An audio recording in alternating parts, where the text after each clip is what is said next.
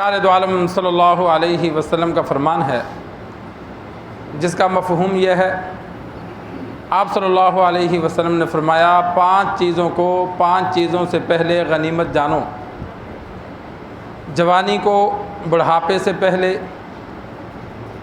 صحت کو بیماری سے پہلے، مالداری کو فقر سے پہلے، فراغت کو مشغولیت سے پہلے، اور زندگی کو موت سے پہلے۔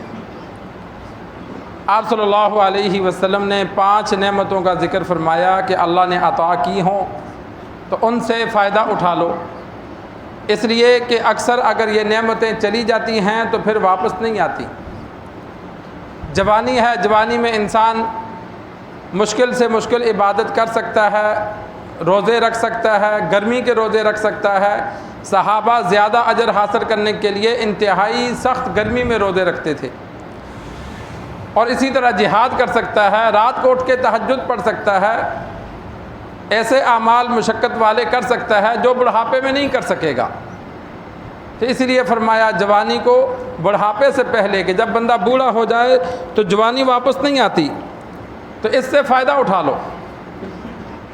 دوسری، آپ صلی اللہ علیہ وسلم نے فرمایا صحت کو بیماری سے پہلے۔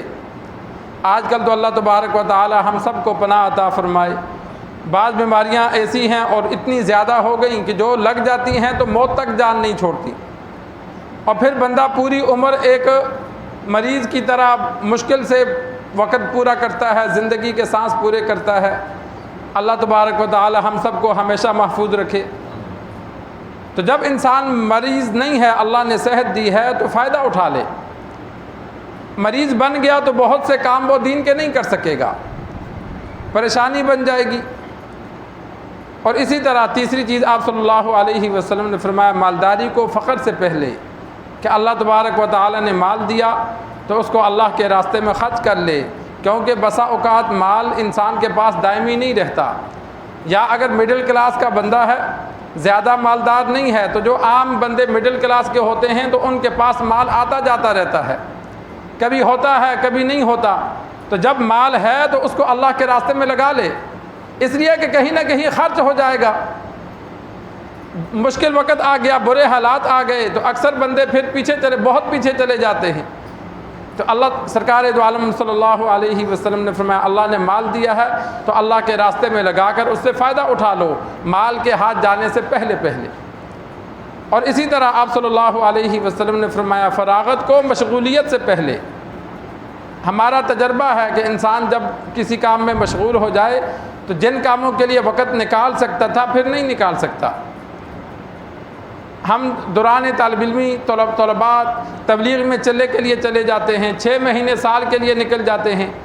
اسی طرح جہاد میں بعد چلے جاتے ہیں، ٹریننگ کر لیتے ہیں، کیونکہ فارغ ہوتے ہیں، چھٹیوں میں کہیں بھی جا سکتے ہیں۔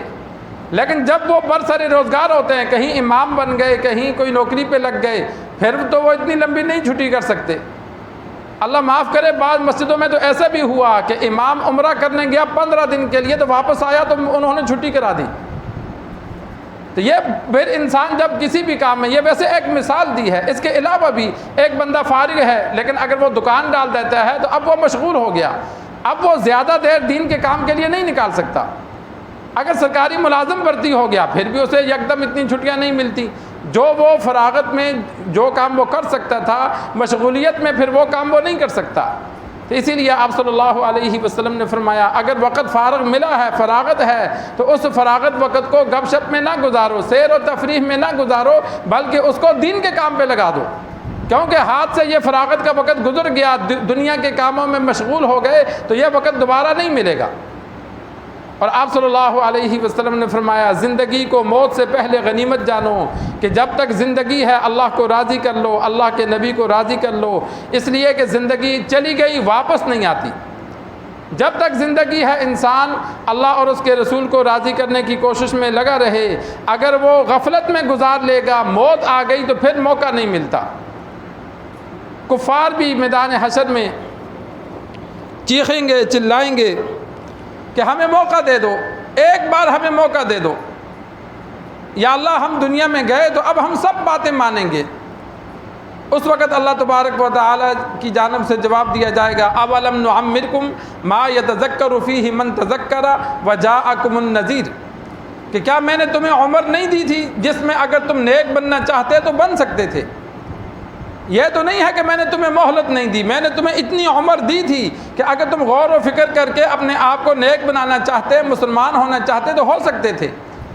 وجاءکم النذیر، اور تمہارے پاس ڈرانے والے بھی آئے تھے، تمہیں سمجھانے والے بھی آئے تھے۔ علماء نے نذیر میں مختلف چیزیں لکھیں کہ علماء کا، انبیاء کرام کا وعد و نصیحت کرنے والا یہ بھی نذیر ہے۔ سفید بال داڑھی میں آ جانا، جسم میں سفید بال آ جانا، یہ بھی نذیر ہے کہ بابا تو اب بوڑھا ہو گیا، تیرے جانے کا وقت آ گیا۔ عمر فاروق رضی اللہ تعالی عنہ نے ایک بندہ مقرر کیا تھا جو چلتے پھرتے عمر رضی اللہ تعالی عنہ کو جب دیکھتا کہ یہ ہنس رہے ہیں یا گپ شپ میں مشغول ہیں تو کہتے یا امیر المؤمنین مرنا بھی ہے۔ ان کی ڈیوٹی یہ لگائی تھی کہ تو نے مجھے موت یاد دلانی ہے تاکہ میں غفلت میں نہ رہوں۔ تو جب داڑھی میں سفید بال آئے تو اسے کہا اب تو جا، تو آزاد ہے، جو مرضی کر۔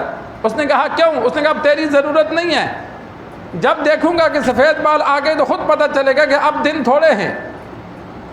اسی طرح علماء نے لکھا پوتا دنیا میں آ جائے تو یہ بھی علامت ہوتی ہے، اکثر بڑی عمر والے چلے جاتے ہیں۔ پوتے نواسے آئیں تو دادا دادی پھر دنیا سے جانے والے ہیں۔ آج کل تو پوتے نواسے کی تو بات ہی نہیں ہے، آج کل تو اللہ معاف کرے جوان جا رہے ہیں۔ وہ پہلے ایسے ہوتا تھا جب ہم بچپن میں تھے تو اس وقت ایسی بیماریاں نہیں تھیں، تو وہ ہم سوچ ہوتی تھی کہ بوڑھے ہوں گے، بچے ہوں گے، ان کے بچے ہوں گے، پھر جا کے مریں گے۔ اب تو یہ نظام ہی نہیں ہے، اب تو جوان ہے، ادھر شادی ہوتی ہے 10 دن بعد مر جاتا ہے، شادی نہیں بھی ہوتی، کتنے ہی جوان ہیں کوئی حادثات میں مر جاتے ہیں، کوئی مختلف حوادثات کی وجہ سے، بیماریوں کی وجہ سے۔ آج کل تو جوان اور بوڑھے کا فرق نہیں رہا۔ اموات کی کثرت یہ اللہ تبارک و تعالی کی جانب سے عذاب ہوتا ہے، یہ اللہ کی ناراضگی کا اظہار ہے۔ تو آج اموات کی بہت زیادہ کثرت ہے، بچہ بوڑھا جوان سب کثرت سے دنیا سے جا رہے ہیں۔ تو یہ زندگی جو اللہ تبارک و تعالی نے دی، جس کی جتنی لکھی ہے اس میں کمی زیادتی نہیں ہوتی۔ اذا جاء اجلها، اللہ تبارک و تعالی نے قرآن مجید میں کئی جگہ ذکر فرمایا کہ جب موت آتی ہے تو وہ ایک لمحہ، ایک سانس پیچھے اور ایک سانس آگے نہیں ہوتا، جتنے سانس لکھے ہیں اسی پر فرشتہ آ کے روح قبض کرتا ہے۔ تو زندگی کتنی قیمتی ہے کہ 1 منٹ میں کافر مسلمان ہو جائے، کلمہ پڑھ لے تو ہمیشہ ہمیشہ کی جہنم سے بچ جاتا ہے۔ زندگی کتنی قیمتی ہے کہ 100 سالہ گناہ گار بندہ بیٹھ کر اللہ سے معافی مانگ لے کہ یا اللہ معاف کر دے، اللہ تبارک و تعالیٰ سارے گناہ معاف فرما دیتا ہے۔ یہ زندگی اتنی قیمتی ہے، لیکن ہاتھ سے نکل گئی، موت آ گئی، بغیر توبہ کے مر گیا، بغیر ایمان کے مر گیا، پھر دوبارہ یہ ایک لمحہ بھی نہیں ملے گا۔ قبر والوں سے بعض علماء نے لکھا کہ ان سے پوچھا جاتا تھا، حسن بصری رحمہ اللہ ایک مرتبہ جنازے میں موجود تھے، تو جب قبر پر کھڑے تھے تو بندے سے پوچھا، اوپر جو کھڑے باتیں کرتے ہیں، کہ بھائی اگر تو اس مردے کی جگہ ہوتا تو کیا چاہتا؟ کہ یہ تو اب دنیا سے چلا گیا، لیکن اگر تو مردہ ہوتا تجھے اس وقت کیا تمنا ہوتی؟ اس نے کہا مجھے یہ تمنا ہوتی کاش مجھے ایک سجدے کی مہلت مل جائے، کہ دنیا سے چلا گیا ہوں، ایک سجدے کی مہلت مل جائے، اللہ کے ہاں سجدہ کر کے رب کو راضی کر لوں۔ تو انہوں نے کہا یہ تو چلا گیا لیکن تو اب موجود ہے، موقع سے فائدہ اٹھا لے، کہ دنیا سے جانے والا تو چلا گیا، اگر اس نے اللہ کو راضی کیا فبہا، نہیں کیا تو اب اس کے پاس موقع نہیں ہے، لیکن جو دنیا میں موجود ہیں ان کے پاس تو موقع ہے۔ تو مرنے سے پہلے اللہ اور اس کے رسول کو راضی کرنے کی فکر کے ساتھ انسان زندگی گزارے، کوشش کرے کہ میں اپنے اللہ اور اس کے رسول کو راضی کر لوں، اور راضی کر کے دنیا سے گیا تو وہ کامیاب ہو گیا۔ تو یہ 5 بڑی نعمتوں کا سرکار دو عالم صلی اللہ علیہ وسلم نے تذکرہ فرمایا کہ اگر ان میں سے کوئی بھی نعمت حاصل ہے تو اس سے فائدہ اٹھاؤ، اس نعمت کے ختم ہونے سے پہلے۔ اللہ ہمیں دین سیکھ کر، سمجھ کر عمل کرنے کی توفیق عطا فرمائے۔